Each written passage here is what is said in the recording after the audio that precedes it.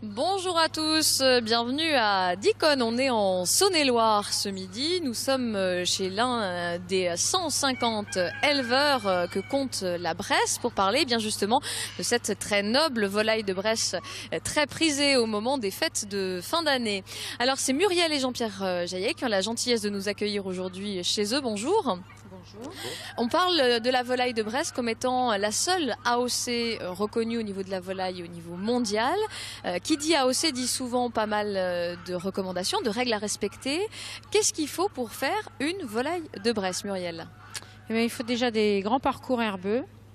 10 minutes, comme il y a ici. Voilà, donc 10 mètres carrés par volaille. Et puis ensuite une bonne nourriture, maïs, blé et poudre de lait, et l'aliment doit être produit en Bresse. Et c'est une race bien particulière. Voilà, c'est la gauloise blanche. À quoi on la reconnaît? Donc là on voit effectivement, elle est blanche, elle a une crête rouge. Et les pattes bleues. Et ça c'est vraiment gage d'un poulet de Bresse. Voilà. Qu'est-ce qui vous a donné, je me tourne vers Jean-Pierre, vous n'étiez pas du tout à la base ni bressant ni éleveur. Qu'est-ce qui vous a donné envie justement de vous reconvertir? Ma femme était infirmière. Donc moi j'étais dans l'aéronautique. Et puis bon, la retraite est venue, et puis ma femme encore ayant pas mal d'années à faire, voilà. Ça m'occupe bien par contre. Et la volaille de Bresse, pourquoi la volaille de Bresse? Qu'est-ce qui vous a plu justement? Écoutez, quand on a acheté ce petit domaine-là, il fallait absolument l'exploiter. Donc les vendeurs, c'est-à-dire la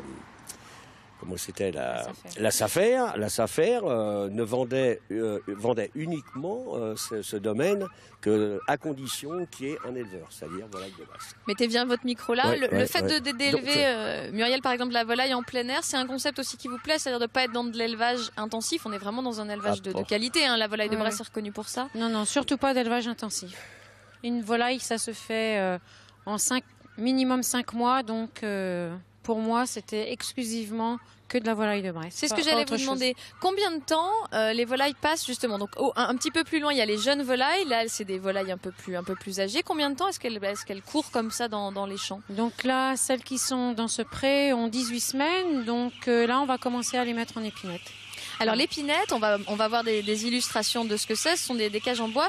Et pourquoi on les met en épinette? Quel est l'objectif? C'est pour la finition de la volaille, pour qu'elle prenne du gras et qu'elle soit bien persillée au goût quand elle est cuisinée. Qu'est-ce que ça change justement pour une volaille d'être dehors comme ça, de pouvoir être en plein air? On a parlé de l'alimentation que vous leur donnez, qui est à l'intérieur des petites baraques. Mais le fait d'être en plein air, ça change quoi?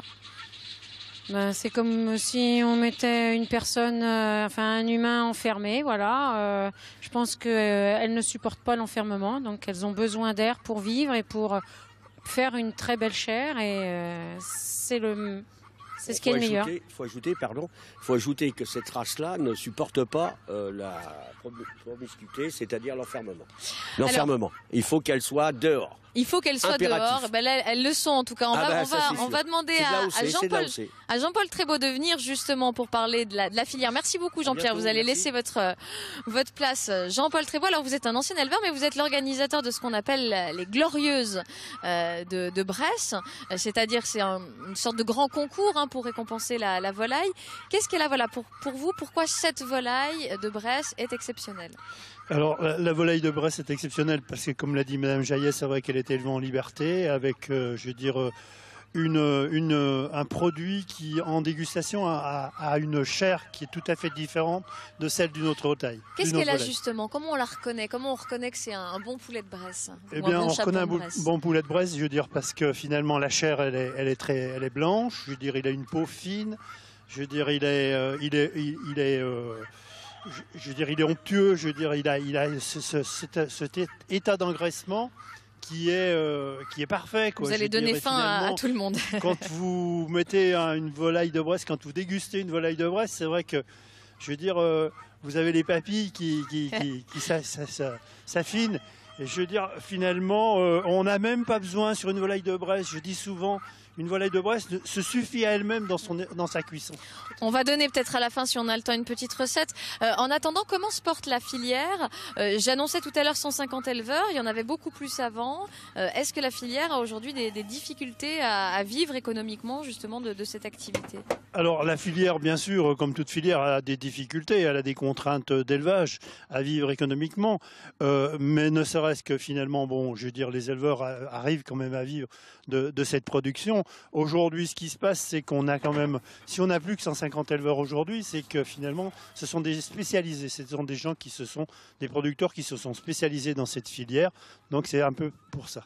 Un petit mot des Glorieuses, donc ce concours, le prochain a lieu quand? Donc il y a 4 villes, hein, c'est Louhans, Bourg-en-Bresse, c'est bien ça? Tout à fait, Pont-de-Vaux et Montrevel.